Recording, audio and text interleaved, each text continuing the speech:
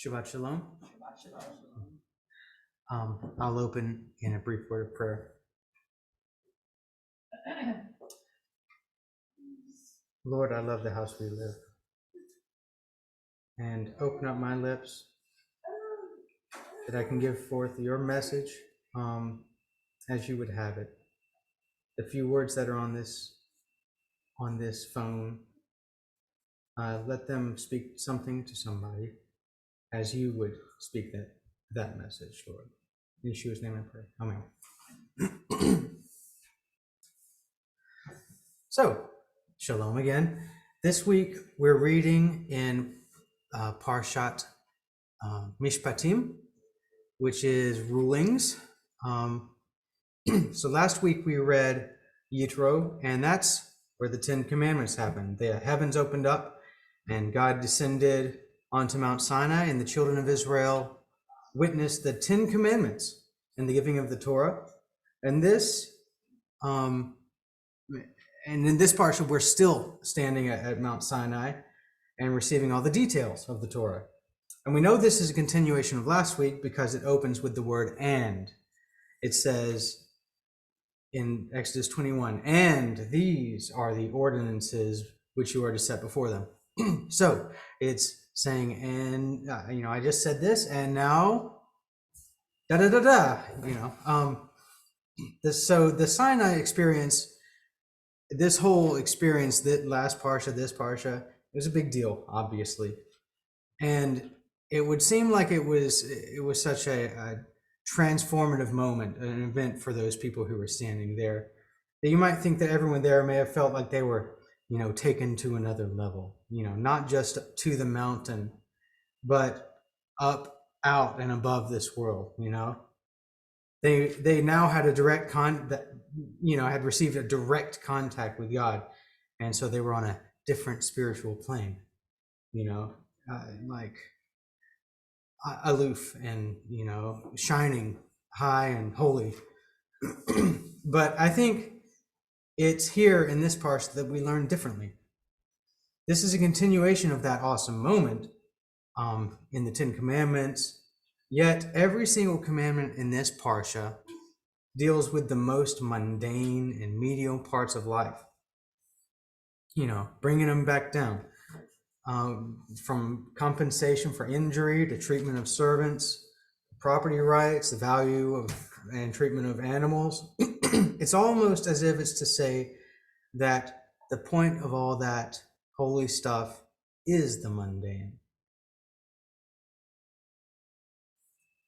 Because a new level, as they were taken to, like a new level of revelation, a new level of knowledge, it brings responsibility. It brings that necessity for responsibility. Like the Spider-Man, with great power comes great responsibility. I almost messed that up, but this new revelation brings with it its own new responsibilities to the world. Yesterday, our family went to Target. Okay, we went to Costco and Target, but Target is the important part of this story. And we're trying to teach Dagny how to walk with us. You don't think about these things before you have a kid, but you have to teach them all these stupid things that, they should just know, of course. So we got one of those kid leashes. And which can be entertaining, not just to us, but also to the spectators. Because it's got one of those coiled wires, and when she goes out, it snaps her back, and she actually finds that fun. But to each parent their own, but this is our strategy, okay? It's not, we have that leash attached to her, but not to use it. We so much as a backup, if she gets loose, but what we want to do is, while we have that leash attached, we hold her hand, right? We hold her hand and make her walk with us.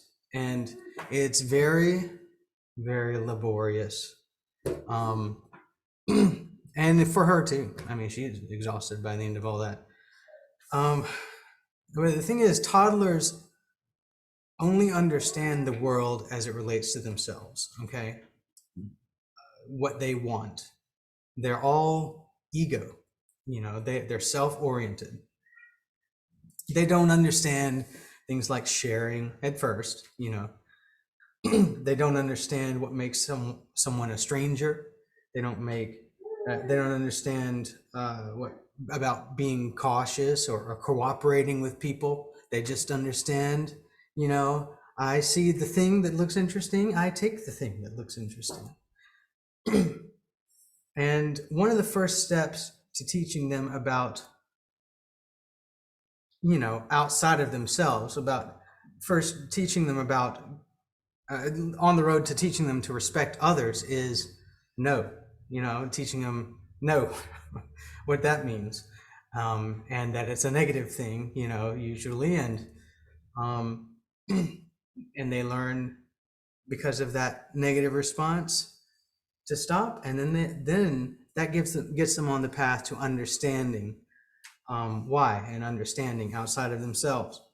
And when you think about it, in the last parsha, the Ten Commandments, important as they are, they're kind of like this. They're don't kill, don't steal.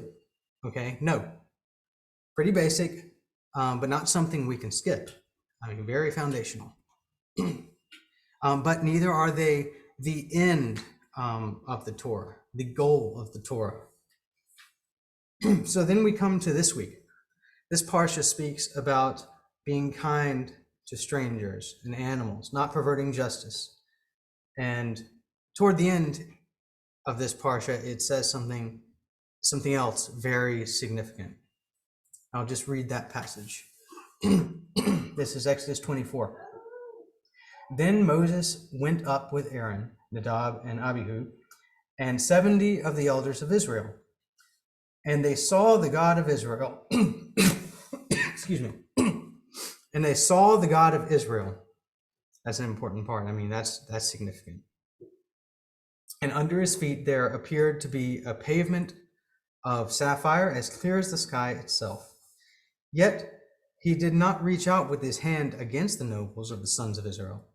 And they saw God, and they ate and drank. I'm not exactly sure what that means, how to interpret what that means that they saw God. Did they see a burning bush type experience? Did they see Yeshua, a glorified appearance of that type? Or I don't know.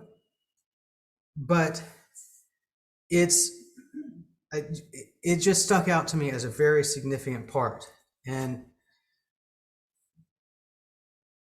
it's as if to teach us that the highest point of the law is the point at which the law touches people, because that's just stuck in this parsha where we're talking about how we touch people, how we show kindness and humanity toward people, toward all these things. So it's like the highest point of the law is the point at which the law touches people. As Yeshua said, in everything, do to others what you would have them do to you. For this sums up the law and the prophets. So that confirms that principle, and it really does. In fact, we read in Jeremiah that it's because of Judah's breaking of the laws in this parsha that God says he'll let Judah be destroyed, just uninhabited, completely wiped out. So, all right, where am I going? What can we take away from this? It says they saw God. They saw the God of Israel. But, what does the world see? Okay. And here's where we're going. And this convicted me today, this very day. Earlier today, I was sitting at work. My coworkers who I work closely with were very friendly. They are friends. And I leaned in close to them. I spoke in a quiet voice, and I started talking about his coworker the next row over in a quiet voice. And it was too late. I knew what I did, but it was too late.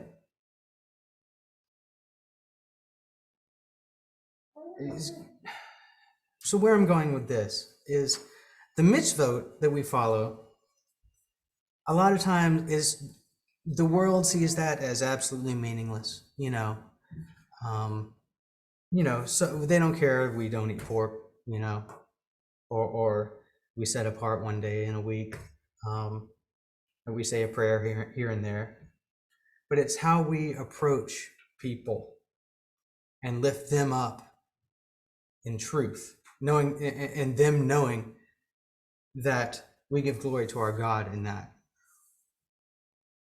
And so the children of Israel saw God in this parsha, but how we act toward others is how others see God in us. Shabbat Shalom.